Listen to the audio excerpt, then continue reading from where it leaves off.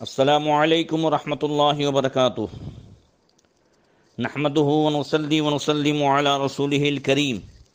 وعلى آله واصحابه اجمعین، اما بعد فاعوذ باللہ من الشیطان الرجیم، بسم اللہ الرحمن الرحیم۔ وذکرہم بایام اللہ، صدق اللہ مولانا العظیم۔ درود شریف پڑھیں، اللہم صلی علی سیدنا مولانا محمد معدن الجود والکرم وآلہ وصحبہ وبارک وسلم۔ محترم سامعین، ذی الحجہ مہینے کی 18 تاریخ امیر المؤمنین حضرت عثمان غنی رضی اللہ تعالیٰ عنہ کی شہادت کا بھی دن ہے، جن کا تذکرہ ابھی 2 دن پہلے ایک کلپ کی صورت میں پیش کیا گیا۔ اور ذی الحجہ مہینے کی 18 تاریخ خاتم الاکابر سرکار اعلیٰ حضرت کے پیر و مرشد حضرت سیدنا شاہ علی رسول احمدی رضی اللہ تعالیٰ عنہ کے وصال کا دن ہے۔ انشاءاللہ تعالیٰ تھوڑی دیر آپ کا ذکر جمیل کیا جائے گا، اور 19 ذی الحجہ یعنی 18 ذی الحجہ گزر کر 19ویں رات یہ خلیفہ اعلیٰ حضرت صدر الافاضل مولانا نعیم الدین مراد آبادی رحمۃ اللہ تعالیٰ علیہ کا بھی دن ہے۔ انشاءاللہ ان کے حوالے سے بھی دوسری کلپ میں کچھ ان کا تذکرہ پیش کرنے کی کوشش کروں گا۔ خاتم الاکابر سیدنا شاہ علی رسول احمدی رضی اللہ تعالیٰ عنہ کے والد ماجد کا نام سیدنا شاہ آل برکات ستھرے میاں رحمۃ اللہ تعالیٰ علیہ۔ آپ سلسلے عالیہ قادریہ برکاتیہ رضویہ کے 37ویں امام اور شیخ طریقت ہیں، اور 13ویں صدی ہجری کے اکابر اولیاء میں سے ہیں، اور اسی وجہ سے آپ کا لقب خاتم الاکابر ہے۔ آپ کی تعلیم و تربیت آپ کے والد ماجد حضرت سید شاہ آل برکات ستھرے میاں رحمۃ اللہ تعالیٰ علیہ کی بارگاہ میں ہوئی، اور پھر کچھ ابتدائی تعلیم حضرت عین الحق شاہ عبد المجید بدایونی رحمۃ اللہ تعالیٰ علیہ کی بارگاہ میں، اور حضرت مولانا شاہ سلامت اللہ کشفی بدایونی، ان حضرات سے آپ نے ابتدائی کتابیں پڑھیں، اور پھر فرنگی محل کے علماء مولانا انوار صاحب فرنگی محلی، حضرت مولانا عبد الواسع اور حضرت مولانا شاہ نور الحق رزاقی لکھنوی، ان سے آپ نے معقولات کی کتابیں، علم کلام اور فقہ اور اصول فقہ کی کتابیں پڑھیں۔ اسی کے ساتھ ساتھ حدیث کی کتابیں حضور سیدنا شاہ اچھے میاں رحمۃ اللہ تعالیٰ علیہ کے حکم کے مطابق حضرت سراج الہند سیدنا شاہ عبد العزیز محدث دہلوی رحمۃ اللہ تعالیٰ علیہ کی بارگاہ سے پڑھی، اور سیاحِ ستہ کا مکمل دورہ کرنے کے بعد سلاسل حدیث و طریقت کی سندیں حضرت سیدنا شاہ عبد العزیز محدث دہلوی رحمۃ اللہ تعالیٰ علیہ نے عطا فرمائی۔ آج ہند و پاک کے اکثر علماء کرام کے پاس جو سند حدیث ہے سرکار اعلیٰ حضرت رضی اللہ تعالیٰ عنہ کے حوالے سے، وہ حضرت سیدنا شاہ علی رسول احمدی رضی اللہ تعالیٰ عنہ کے واسطے سے سیدنا شاہ عبد العزیز محدث دہلوی رحمۃ اللہ تعالیٰ علیہ ہی کی وہ سند ہے۔ آپ نے فن طب اپنے والد ماجد سیدنا شاہ علی برکات ستھرے میاں رحمۃ اللہ تعالیٰ علیہ سے حاصل کیا، اور آپ کو خلافت حضور سیدنا اچھے میاں رحمۃ اللہ تعالیٰ علیہ سے بھی حاصل تھی، اور آپ کے والد ماجد حضرت ستھرے میاں رحمۃ اللہ تعالیٰ علیہ نے بھی خلافت عطا فرمائی، مگر حضور سیدنا شاہ علی رسول احمدی یہ حضور اچھے میاں کے سلسلے میں مرید فرماتے تھے۔ بڑے ہی پاکیزہ طبیعت کے مالک تھے، بڑی شان والے تھے۔ سرکار اعلیٰ حضرت رضی اللہ تعالیٰ عنہ نے جنہیں چنا ہو اور جو اعلیٰ حضرت کا انتظار کرتے ہوں، ان کی کیا شان ہوگی۔ سرکار اعلیٰ حضرت نے ان کی شان میں فارسی زبان میں 142 اشعار تحریر فرمائے، فرماتے خوشا دلے کے دہندش دلائے آل رسول، خوشا سرے کے کنندش فدائے آل رسول۔ کیا ہی وہ بہترین دل ہے جو حضرت آل رسول احمدی رضی اللہ تعالیٰ عنہ کی بارگاہ میں حاضر ہو گیا، اور کیا ہی وہ بہترین سر ہے جو حضرت آل رسول کی بارگاہ میں فدا ہو گیا۔ حضرت سیدنا شاہ علی رسول احمدی رضی اللہ تعالیٰ عنہ کی زندگی میں شریعت کی پوری جلوہ گری تھی، اور آپ شریعت مطہرہ کی غایت درجہ پابندی فرماتے تھے۔ اسی وجہ سے آپ کے وصال کے وقت جب آپ کو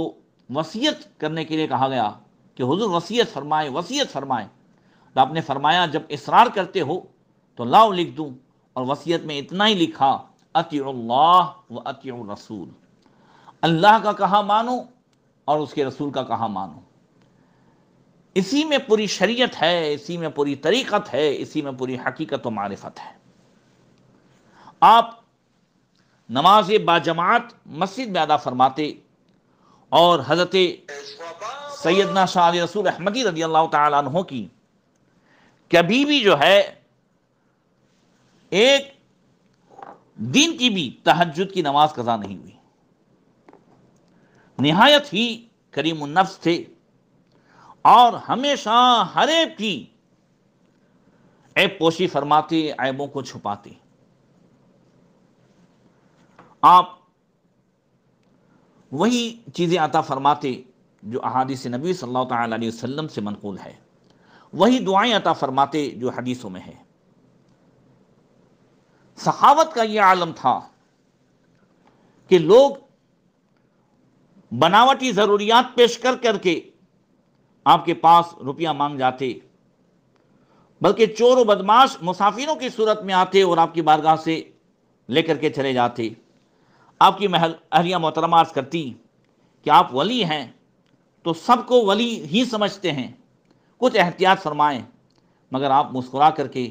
ہمیشہ آنے والے کو عطا فرماتے، اور جاننے کے باوجود بھی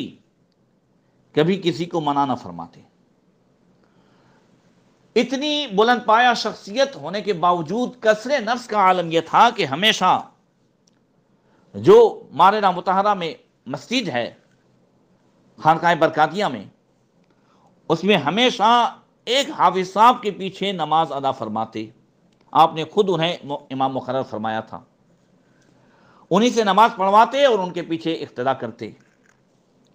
کبھی آپ امام نہ بنتے۔ ایک بار حضرت علامہ مفتی عین الحق صاحب بالگرامی رحمۃ اللہ تعالی علیہ، جن کا کشف بہت ہی بلند تھا، لوگوں کے دلوں میں ہمیشہ نظر رکھتے تھے کہ وہ کیا سوچ رہا ہے، وہ کیا کہہ رہا ہے، کیا اس کے معاملات ہیں، وہ آپ کی نظر تھی، بصیرت اتنی زیادہ اللہ تعالیٰ نے عطا فرمائی تھی۔ تو ایک دن مارنا مطہرہ کی اس خانقاہ کی مسجد میں حضرت مفتی عین الحق صاحب بھی نماز میں شریک ہو گئے، اور انہوں نے آدھے سے نماز توڑ دی، اور سلام کے بعد حافظ صاحب جو امام تھے ان سے کہنے لگے، مرد خدا، نماز میں بازار جانے اور سامان خریدنے کی ضرورت نہیں، ہم تمہارے ساتھ کہاں کہاں پریشان پھریں، تم نماز میں ادھر ادھر گھومتے رہتے ہو۔ حضرت سیدنا شاہ علی رسول احمدی رضی اللہ تعالیٰ عنہ جلال میں آئے، اور مفتی صاحب کا سوال سن کر ارشاد فرمایا، بہتر ہے کہ آپ خود نماز پڑھائیں، ورنہ حافظ صاحب کے ساتھ پیچھے پیچھے پھریں جہاں یہ جاتے ہیں، اور شریعت کا مذاق نہ اڑائیں۔ آپ کو نماز میں خود حضوری نہیں، اور دوسروں پر آپ کی نظر کیوں گئی؟ اگر آپ کی نظر ہی نماز پر ہوتی تو دوسروں پر نظر نہ جاتی۔ اللہ اکبر، یہ آپ کی شان تھی۔ اللہ تبارک و تعالیٰ نے وہ آپ کے اندر کمالات عطا فرمائے تھے کہ جو باتیں لوگوں کو دلائل سے سمجھ میں نہ آتی، آپ اسے پریکٹیکل سمجھا دیتے تھے۔ بدایوں کہ ایک صاحب جو آپ کے خاص مرید تھے، وہ ایک مرتبہ سوچنے لگے کہ معراج شریف چند لمحوں میں کس طرح ہو گئی۔ حضرت سیدنا شاہ علی رسول احمدی اعلیٰ حضرت کے پیر و مرشد اس وقت وضو فرما رہے تھے، فوراً ان کے دل کے وسوسے پر آپ متوجہ ہوئے، اس بدایوں کے رہنے والے سے فرمایا جاؤ میاں اندر سے تولیہ لے آؤ، ٹوال لاؤ۔ یہ مدائیوں کے آپ کے مرید اندر گئے تو کیا دیکھتے ہیں کہ ایک کھڑکی نظر آئی، اور اس کھڑکی کی طرف نظر دوڑائی تو دیکھتے کیا ہیں کہ ایک بہت حسین و جمیل باغ ہے، یہاں تک کہ اس میں اندر چلے گئے اور ایک عظیم و شان شہر میں پہنچ گئے، وہاں انہوں نے کاروبار شروع کر دیا، شادی بھی کی، اولاد بھی ہوئی، یہاں تک کہ 20 سال کا عرصہ گزر گیا۔ جب 20 سال کا عرصہ گزر گیا تو اچانک جو ہے حضرت نے آواز دی، تو وہ گھبرا کر کھڑکی میں آئے اور تولیہ لیے ہوئے دوڑتے ہوئے حضرت کی بارگاہ میں پہنچے